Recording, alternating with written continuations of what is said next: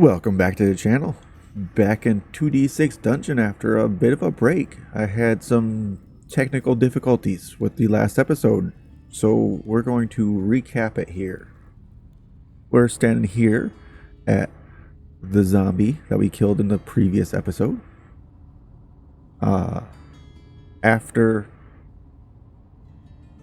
determining that all three doors to this room were unlocked, we decided to go through this door here.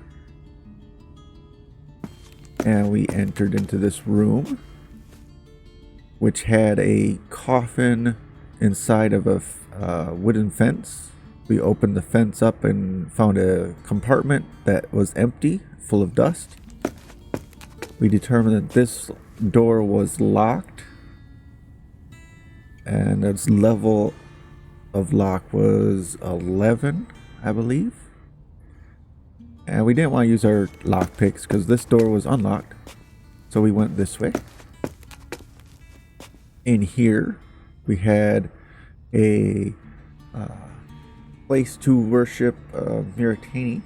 So we donated one of our rubies to him and we got our maxed out Miratini favor. In the corner was a cell. We opened the cell and a banished came out of it and attacked us. And we put the banished down.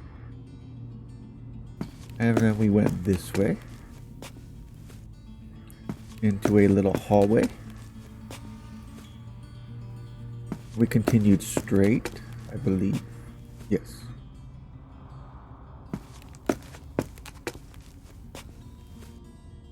And here we ran into some cells with some enemies. We unlocked this first cell and fought a Ashen Vex. We defeated them and leveled up and decided to save our lockpicks instead of fighting these other two guys. We went through this door.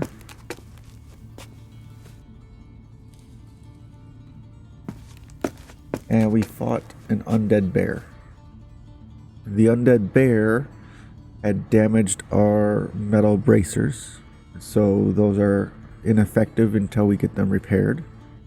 And this room was a dead end. So we came back out and we came down this way and checked this room, which ended up being a caved-in room with nothing in it. There was a door over here that's all blocked and we could not use. So we went this way, where we fought a banshee. This was after we fought the banshee. We were moving over to this opening here, and that's where we were going to pick up our next episode. We will pass through this archway, enter into the room. What we find is a musty space filled with wooden coffins. There are some that are smashed. All is silent. I can search them, which I think I will. On a 1, 2, or 3, we have to fight a creature. On a 4, 5, or 6, we get to find some loot. We get to fight a creature. It is Faraviata. The Faraviata are warped humans who have been drained of life through infernal worship. Yet they return to re-inhabit their previous bodies and are now animalian, bestial, and hungry for blood. For their maneuvers, they have a freezing claws and a locked stare. Locked stare has a special attack. Next round, deduct 1 shift in addition to damage. Their interrupt is a sudden swoop, which is secondary 1s and 3s, which will affect our lunging thrust, giving us a -2 on our damage there. Let's start combat then. It's our turn for combat round 1, and we're going to swing at the Faraviata. That is going to be 5, 6. We have 3 shifts now. And we can turn the 6 into a 3. Create a lunging thrust. That will be a D6 plus 3, because they have a -2 interrupt. So we deal 9 points of damage.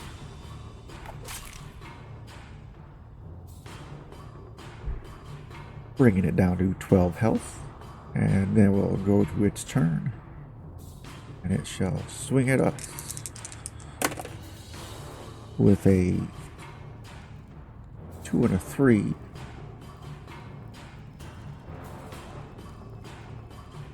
And 2 shifts. It can turn that 3 into a 1.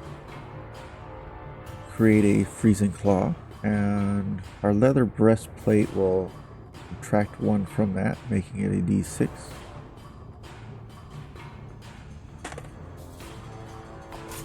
Dealing 4 points of damage. Oops, I didn't update the combat rounder.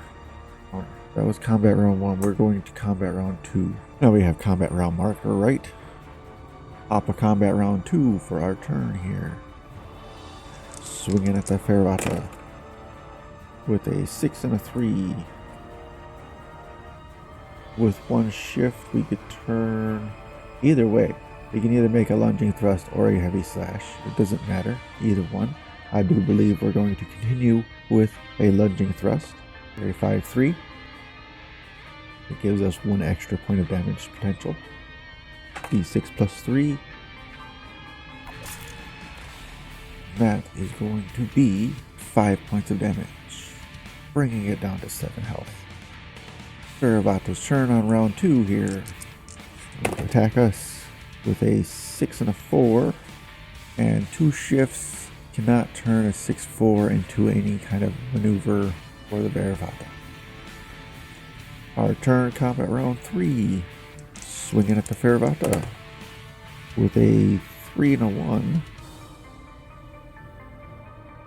3 shifts, 3-1, and not be turned into one of our maneuvers. That is a miss on our part.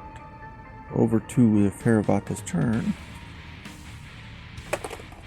And we have a 4-5 with the Faraviata. 2 shifts. We cannot turn that into anything. We need some 1s, and a 5 cannot be turned into a 1 with only 2 shifts. Now we're entering round 4 with 1 additional shift. And it's our turn. Now we have a 6-6. So prime attack. We get to choose which maneuver we get, and we get to add our total shift onto it. So of course I'm going to go with a lunging thrust, which suffers -2 damage from him, but we have an additional +4, so it is dice roll +7, and that for a total of 11 damage, bringing him to dead. Flipped over like a cat. Let's add the XP onto here. It's hiding behind the card, so you can't see it, but I'm doing it. You'll see it after. Now we get to roll on the body search table. Let's see what we got. Body search number 2 with a +2. Full of 9. Around a creature's waist is a silk sash worth 3d6 plus 30 gold pieces. Hanging from it is a throwing axe +2. That would be 43 gold pieces. Let's get that put on our sheet. Then we also have throwing axe +2. That takes care of his card, so we'll get rid of him. And as you see, we're up to 2,409 experience points. We need 3,000 for level 6. And I gotta remember to use the throwing items, and I also have to remember to try and pick them back up, as my biggest problem is forgetting to pick them back up after I throw them. And remembering to use all the stuff I have. I have the Ring of Telekinesis as well, which I have to read again what that does. I forget. On our back page we have a lot of rubies, a little bit of gold. We're full of potions. I should probably use one. Continuing on. This room only had the one door, which leads back into the room that we started this in. So we'll go over to this door. We already checked it for being locked in the previous episode, so I know it's unlocked. So let's go here. Open this door up and enter into a small chamber with a stone slab blocking the only exit. A stone slab can be potentially pushed out of the way, making a lot of noise. So we're going to roll a d6 and add our discipline of +3. If we get 6 or more, the slab will move out of the way for us. There we go.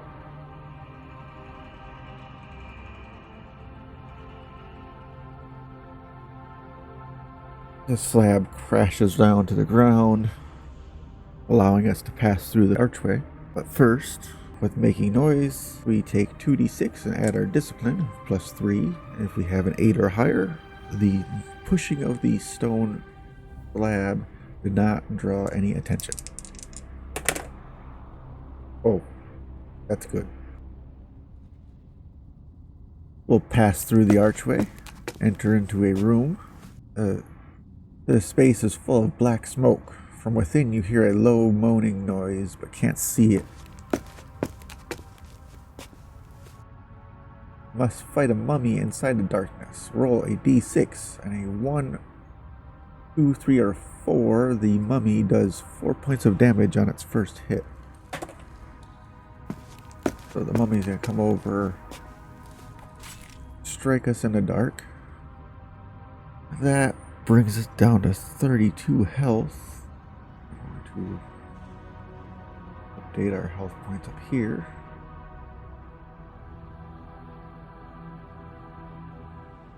Round 1, our turn. Mummy's already hit us once in the darkness. Now it's our turn to strike back. With a 2 and a 3, we can turn that 2 into a 5. Create a lunging thrust,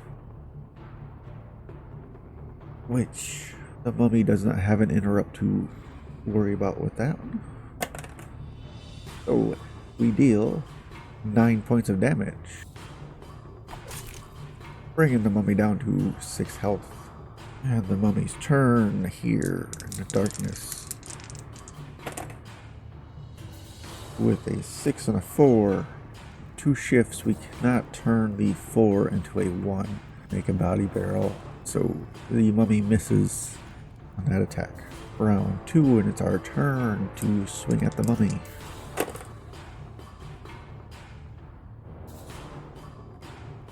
We have 4 and a 3. With a 4-3, we can turn the 4 into a 5 to create another lunging thrust, dealing 7 more points of damage. And that will be enough to kill these mummy.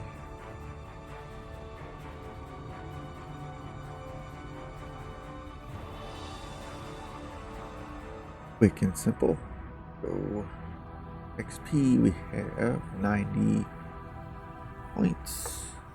We get to check the body search here.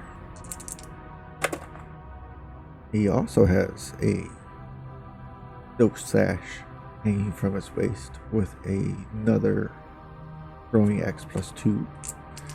The sash is worth 42 gold pieces. We have a second throwing axe here. Mummy can go away. You can go away. Other than that, the room is empty. There's one more wooden door. Pass through. It is just dark and foggy with a dark cloud. So let's see what's through this door. Well, let's see if it's locked first. Right? So it's only going to be locked if this is a 6. And we are a 3. So, unlock door. Opening this door, we walk into a room that is small. There is a shrine on the wall to Radicina where we can make an offering. Let's see what she wants. If we got anything for her. We do, actually. We have a turnip. She likes vegetables. We have an acorn too. We can give her the acorn. Get a +1 on that, so we can get 2 favor points with the acorn. Oh, we only need 1. Max out Resina. That's okay. Max it out anyway. Okay. Put her back away. And continue to the next archway. Passing through this archway, we enter into a very short corridor with 2 exits. And we're going to continue straight across into this archway. And here we find a small room. There is a crumpled stone table that has been broken into. There's some fur on that table. And before we can do anything to investigate, a large stone ball swings down. Roll a d6, add your shift, which is +3. On a 5 or higher, you manage to dodge the swinging ball. Otherwise, I lose 3 health. And so, 2 + 3 is 5. We dodge out of the way of this swinging stone ball. We take that moment to look around. There is a door and a chest. Let's see what's in the chest. Amongst some white feathers is a copper pendant worth 2d6 silver and half a gold symbol worth 2d6 gold. So a copper pendant is worth 10 silver pieces, and the gold symbol is worth 9 gold pieces. Ooh, let's put those on our sheet. Alright, all those are on our sheet. And now we can put that away. Check this door to see if it's locked. It is not locked.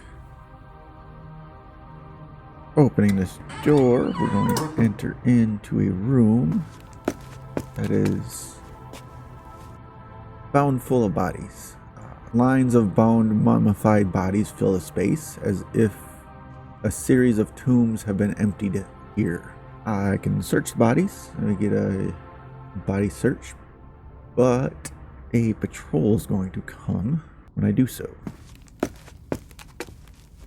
So let's search it. I already rolled with patrols coming because I wanted to. The room is a dead end, but we are touching the outer wall. So after our fight, we'll see if we can go. If we survive. Body search table 1 + 2. Attached to a belt is a wallet. Inside we find some Malacco leaves. As we're searching the bodies, a under troll steps into the room. That looks like these. When the dungeon was being made, a number of ancient under trolls were discovered and trapped. Later, these angry creatures escaped into the lower levels and now hunt for fresh meat. He's got 2 maneuvers, a mighty fist on a 2/2, and a rock throw, which is D3 damage, special attack, 1 random carried large item is lost. His interrupt is a tough skin on secondary 1, 2, 3, 4s, and 6s at -1 damage, which is both of our attacks. So -1 damage on both of our attack rolls. We will throw one of our brand new +2 throwing axes. Throwing axe does 6 points of damage, +2 for 8 points of damage on a hit. I just got to roll the die to see if his interrupt subtracts 1 from that or not. And we have a 4. So yes, we deal 7 points of damage to him. Bringing him down to 34 health. No, 33 health. Round 1 combat, it's our turn to swing at the Thunder Troll. We're starting off with a 3-5. Or the 3-5, 3 shifts cannot turn that into any hit. We would need 4 shifts to make a lunging thrust with that. So on to the Troll's turn. And the Troll's got a 2-4. They have 2 shifts, so they could turn that 4 into a 2 to create a Mighty Fist, dealing 2 points of damage.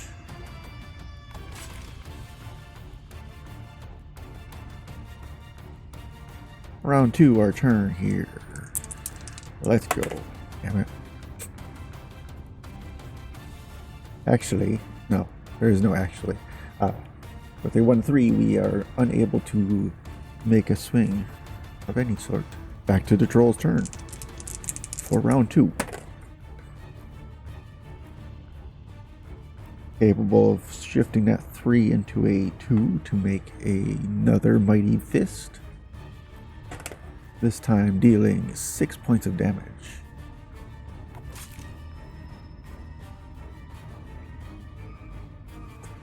Bringing us down to 24 health. Round 3, our turn here.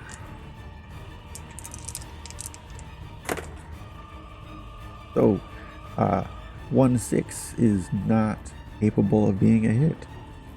Over to the Troll's turn. And a 1-2. We're capable of making another Mighty Fist with that. Dealing 5 points of damage. Bringing us down to 19 health. Round 4 with 4 shifts. Our turn here. And this time around we have a 3-3. We can turn the 3 into a 5. Create a lunging thrust.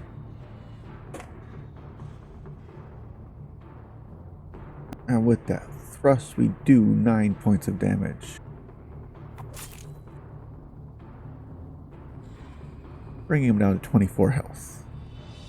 The Troll's turn for round 4. Alright, we have a 3-6. And they have 3 shifts, and that is not a hit. Troll misses. Top around 5 with our turn and 5 shifts. Let's go. We have a 3-6. We can use 2 shifts to create the 3 to a 5, and 3 shifts to change the 6 into a 3, creating a lunging thrust. And therefore we do 6 points of damage. Bringing him down to 18 health. As the Troll's turn for round 5. Troll has 4 shifts. The 5-5. He can take that 5 and turn it into a 6. Create a rock throw. That damage for that rock throw is 2 points of damage. And let's take a look here. Our heavy items, we have 5 things. Lots of weird dice, but I do not have a D5. And since there's 6 regular throwing knives, I'm going to put... We'll roll a D6. 1 through 5 is standard. A 6 will be also one of the throwing knives. Here we go. There's a 1. This would be one of our +1 throwing knives is gone. And we threw one of our axes at him. I'm going to mark it down as well since we have it open. I can try and recover the axe, but the knife is gone forever. Back away. Oh, I didn't take my health down. 2 health. Brings me down to 17 health. Our turn for round 6 here. Let's go. That's a little better. We have 6 shifts here. We have plenty. We're going to turn the 4 into a 5 and the 6 into a 3 to create a lunging thrust. And that will deal 8 points of damage, bringing him down to 10 health. It is Troll's turn here on round 6. A 5/3 with 5 shifts. He is capable of turning the 5 into a 2 and the 3 into a 2, create a mighty fist. For 4 points of damage, bringing us to 13 health. Now round 7, we continue with 6 shifts, and the interrupt of tough skin is going to continue to function. We can't not have that. Top of round 7 with our turn here, we are going to swing. With a 5/2, we can turn that 2 into a 3 for a lunging thrust. We are going to deal much better. 9 points of damage, bringing him to just 1 health left. Roll's turn for round 7.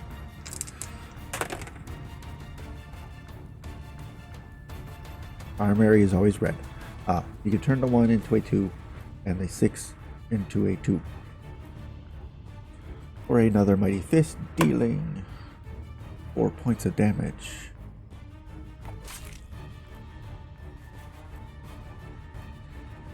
Bringing us to 9 health. Top of round 8 in our turn. Hopefully we finish him off. Here we go. And we have a 6 and a 3. We can easily switch that 6 into a 5 for a final lunging thrust.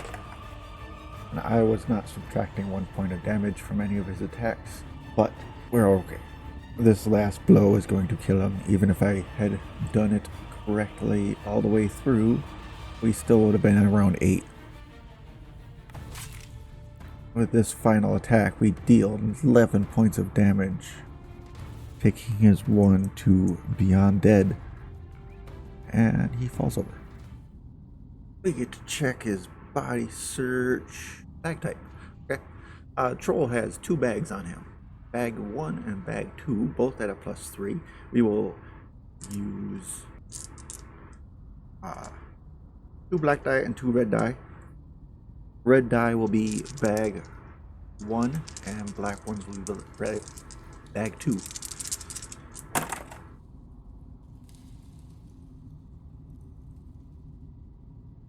Bag 1 is wrapped up in some cloth. At the bottom of the bag is 2d6 plus 40 gold pieces and 2 throwing darts and a piece of armor. Roll on the random armor table. And the other, there are 4 short wooden stakes in the bag. Tucked underneath is a lockpick +1 with 3 uses, or 3 lockpick +1s, and a throwing axe. Speaking of throwing axes, I have a throwing axe to recover. So a roll of the die for recovering of our axe. We are good. We have an axe again. Our armor. The piece of armor we found was a jerkin. We'll put that in our heavy items list for now. And then we also had gold. 46 gold pieces. Alright, we are done with the troll and we're done with our page. We are going back to town. Or we're going to try to go back to town. We have a wall here of 4. So 46. If we have any 6s, we found an opening. We have 1 6.